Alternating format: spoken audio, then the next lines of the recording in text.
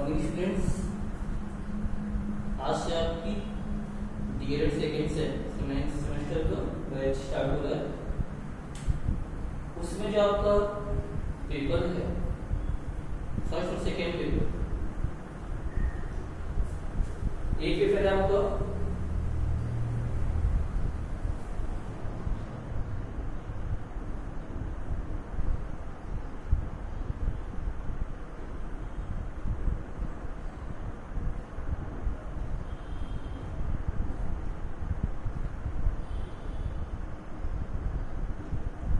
वर्तमान भारतीय समाज एवं प्रारंभिक शिक्षा।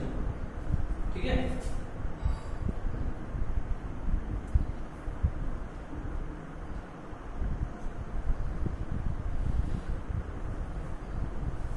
ये मैं पढ़ूंगा वर्तमान भारतीय समाज एवं प्रारंभिक शिक्षा। इस पेपर में आप लोग को जो टॉपिक पढ़ना है उसके अंतर्गत शिक्षा क्या है और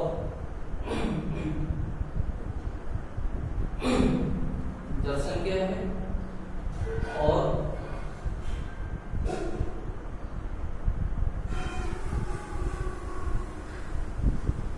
भारतीय पाश्चात्य शिक्षा।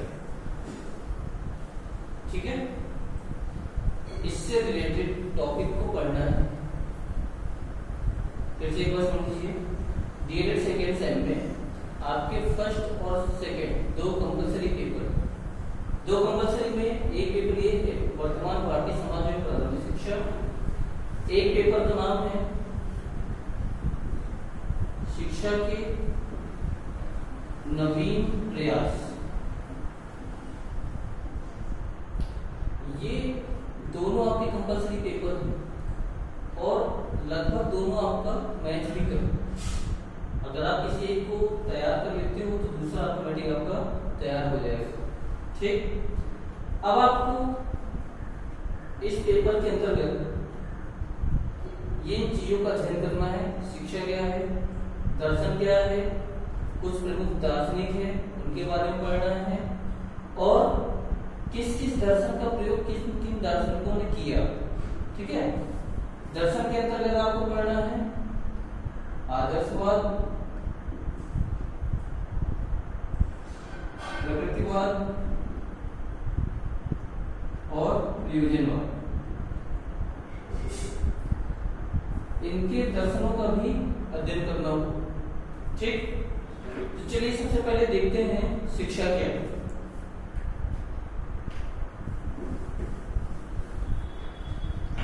शिक्षा के बारे में आप लोग को मैंने पिछले सेम में बताया हुआ था, उसकी डेफिनेशन भी लिखाई हुई थी, फिर भी समझ लीजिए।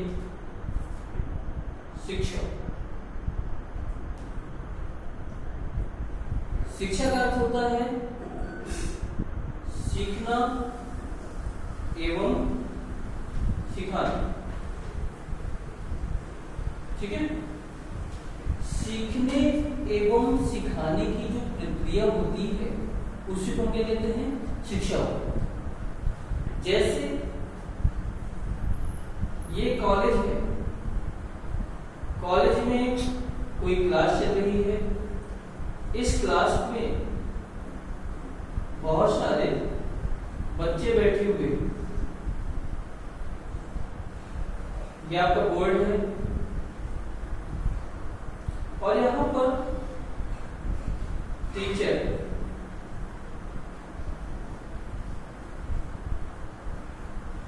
खड़े होकर के पढ़ा। ठीक है, ये आपकी क्लास है, क्लास में छात्र पढ़ रहे हैं और शिक्षक क्या कर रहा है, पढ़ा। अगर आप शिक्षक से क्या कर रहे हो, सीख रहे हो, तो उससे आपको क्या प्राप्त हो रही है, शिक्षा। कभी कभी क्या होता है, ये जो टीचर होते हैं, टीचर भी छात्रों से क्या करते हैं, बहुत सारी चीज क्या करते हैं, सीखते हैं।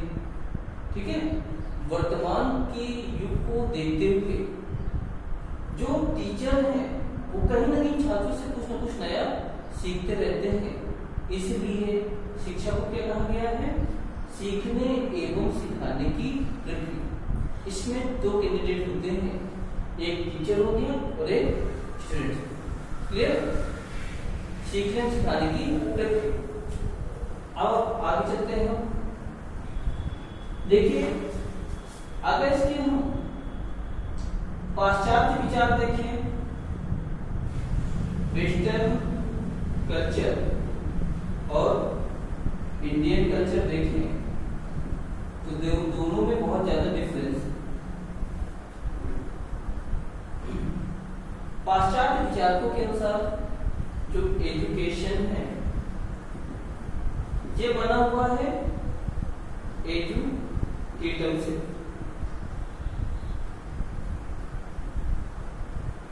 ठीक है? जो एजुकेशन इंग्लिश वर्ड है ये बना हुआ आपके लैटिन भाषा के एजुकेटम वर्ड से।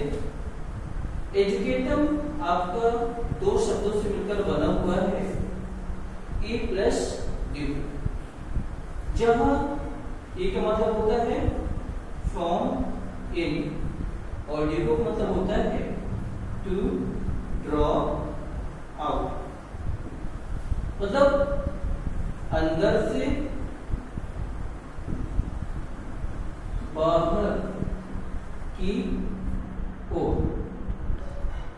कैसे समझ लीजिए, पाश्चात्य विचारकों के अनुसार एजुकेशन ये इंग्लिश वर्ड है आपका, ठीक है, ये आपका इंग्लिश वर्ड। पाश्चात्य विचारकों के अनुसार एजुकेशन शब्द लैटिन भाषा के एजुकेटम से बना हुआ है। एजुकेटम आपके इन दो शब्दों से मिलकर बना है, ई प्लस डी। ए का मतलब होता है फ्रॉम इन, ड्यू का अर्थ होता है टू ड्रॉ आउट। अब इन का मतलब क्या होता है?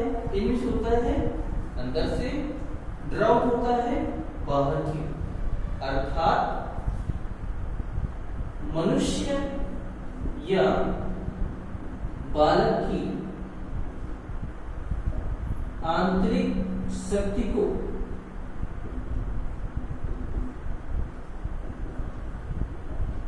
बाहर की ओर निकाल। ठीक है, ये हो गया इसका ए प्लस डी का अर्थ पूरा हो गया कि मनुष्य की आंतरिक शक्ति को बाहर की ओर निकालना। बालक जब जन्म लेता है तो जन्म से जैसे जैसे वो ग्रोथ करता है, बड़ा होता है, तो उसके अंदर जितनी भी शक्तियां छिपी हुई हैं उसको हम किसके माध्यम से बाहर निकालते हैं? शिक्षा के माध्यम से। ठीक है, जितना हम उस बालक को या उस मनुष्य को एजुकेट करते जाएंगे उतना ही उसे आत्मज्ञान होगा, समाज का ज्ञान होगा, शिक्षित होगा और शिक्षित होकर के अच्छे अच्छे कार्य वो कर लेंगे। क्लियर? अब आते हैं इंडियन कल्चर में। भारतीय विचारकों के अनुसार जो हमारा शिक्षा शब्द है वो शिक्ष धातु में आ प्रत्यय। ठीक है, भारतीय दार्शनिकों के अनुसार शिक्षा शब्द शिक्ष धातु में आप प्रत्यय लगने से बना हुआ है और इसका अर्थ भी यही होता है कि मनुष्य की आंतरिक शक्ति को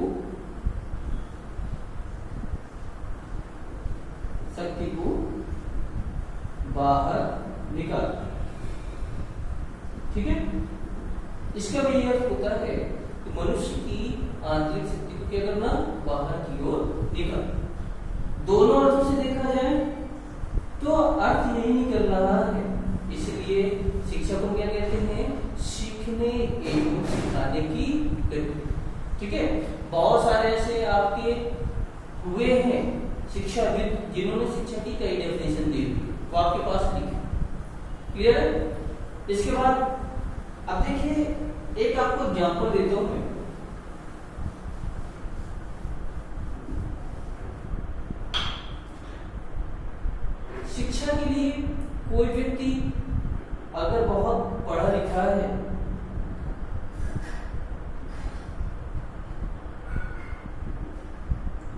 शिक्षा में कोई भी व्यक्ति अगर बहुत ज्यादा पढ़ा लिखा है लेकिन उसके पास तरीका नहीं है बात करने का, तो ऐसे व्यक्ति को हम शिक्षित नहीं कह सकते। ठीक है, अगर कोई व्यक्ति बहुत ज्यादा पढ़ा लिखा है, बहुत ज्यादा होशियार बनता है, दूसरों से बात करने का मैनर नहीं है, तो ऐसे व्यक्ति को हम शिक्षित नहीं कह सकते। बल्कि जो व्यक्ति कम पढ़ा लिखा है या बिल्कुल भी नहीं पढ़ा लिखा लेकिन उसके अंदर सम्मान, अच्छे आचरण आदि गुण विद्यमान है, तो इस व्यक्ति को क्या कहेंगे? बड़ा ही शिक्षित, बड़ा ही पढ़ा लिखा कहेंगे। ठीक है, ऐसा कहा गया है कि अगर कोई व्यक्ति केवल गायत्री मंत्र का जप करता है, अगर उसे गायत्री मंत्र आता है, ठीक है, वेदों का ज्ञान रखने वाला व्यक्ति, बोलने का तरीका नहीं है, उसको हम शिक्षित नहीं कर सकते। परंतु अगर किसी व्यक्ति को केवल गायत्री मंत्र का ज्ञान है और उसके अंदर अच्छे आचरण करने की क्षमता है, सम्मान है, दूसरों के प्रति सहानुभूति है, तो ऐसे व्यक्ति को क्या कहते हैं? शिक्षित कहते हैं। क्लियर? अब चलते हैं इसके टाइप्स में। शिक्षा के टाइप्स कितने होते हैं?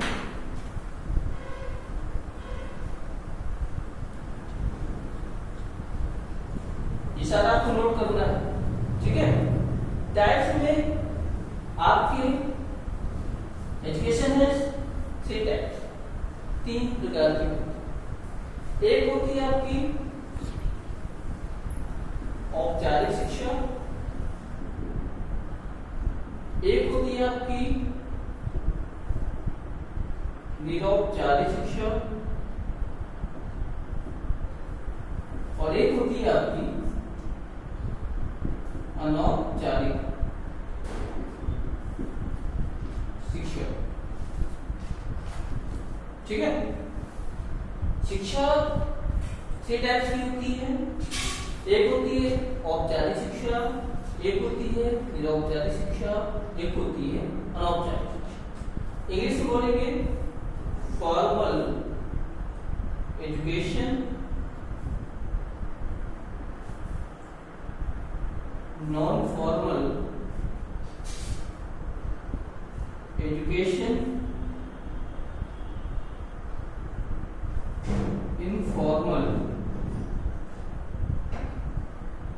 एजुकेशन।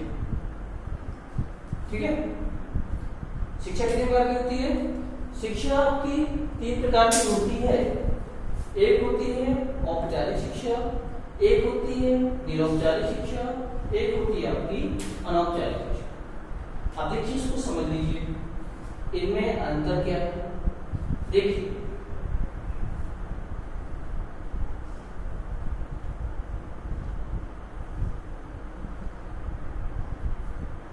ये आपका स्कूल है, ठीक है, कॉलेज है,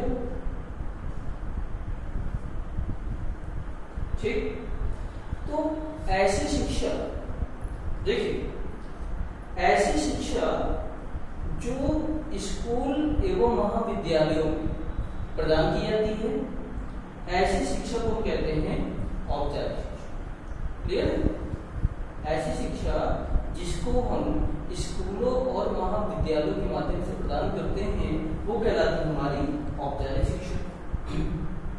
अब निरौपचारिक क्या है? ये स्कूल में नहीं दी जाती, ये महाविद्यालयों में नहीं दी जाती। ठीक, अर्थात ऐसी शिक्षा जिसमें लोग स्कूल न गए हों, महाविद्यालय न गए हों, फिर भी उनको शिक्षा प्रदान की गई है, ऐसी शिक्षा की कहलाती है निरौपचारिक शिक्षा। और इस शिक्षा के अंतर्गत आपके दूरस्थ शिक्षा आती है। ठीक है, इसके अंतर्गत क्या होगी आपकी दूरस्थ शिक्षा। दूरस्थ शिक्षा आप लोग जानते होंगे या नहीं जानते तो बता दे रहा हूं, जैसे UPRTOU, इग्नू, है ना,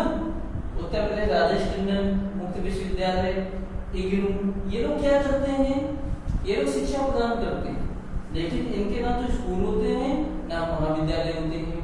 इसमें छात्र क्या करता है, अपना रजिस्ट्रेशन कराता है, एडमिशन लेता है, उसके पास उसको बुक्स अवेलेबल हो जाती है, वो घर बैठे पढ़ाई करता है, पढ़ाई करने के बाद एग्जाम देता है और एग्जाम देने के बाद उसको डिग्रियां मिल जाती है। ठीक है, तो ऐसी शिक्षा जो स्कूल महाविद्यालयों में न प्रदान की जाती है उसको हम दूरस्थ शिक्षा के माध्यम से देते हैं, ऐसी शिक्षा की कहलाती है निरौपचारिक। क्लियर? अब देखते हैं अनौपचारिक शिक्षा। अनौपचारिक शिक्षा निरौपचारिक शिक्षा की तरह ही होती है।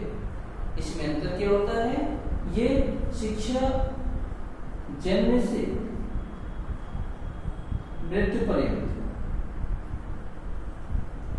चलती रहती। एक शिक्षा की जो क्वालिटी है वो जन्म से मृत्यु तक चलती है, अर्थात बालक जन्म लेने के बाद, जन्म के बाद और मृत्यु से पहले जिन लोगों के संपर्क में आता है उसे इनफॉर्मल एजुकेशन कहते हैं। ठीक है, अब देखिए फिर से एक बात सुनो। एजुकेशन की टाइप्स की होती है, एक होती है औपचारिक शिक्षा, एक होती है निरौपचारिक शिक्षा, एक होती है आपकी अनौपचारिक शिक्षा। औपचारिक शिक्षा कहाँ प्रदान की जाती है, स्कूल में और महाविद्यालयों में। स्कूल और महाविद्यालयों में, स्कूल में समय निश्चित होता है, पाठ्यक्रम निश्चित होता है, उद्देश्य होते हैं, है ना। ये सारी सुविधाएं एक विद्यालय में होता है। ठीक है, तो उसको हम बोलते हैं औपचारिक शिक्षा। निरौपचारिक में क्या होता है, स्कूल महाविद्यालय में नहीं दी जाती बल्कि दूरस्थ माध्यम से प्रदान की जाती है, उसको बोलते हैं निरौपचारिक शिक्षा। और औपचारिक में क्या होता है, ये जब बालक जन्म लेता है, जन्म से मृत्यु पर्यंत जिसके जिसके संपर्क में आता है कुछ न कुछ सीखता है, उसको बोलते हैं। क्लियर? आ जाएगा?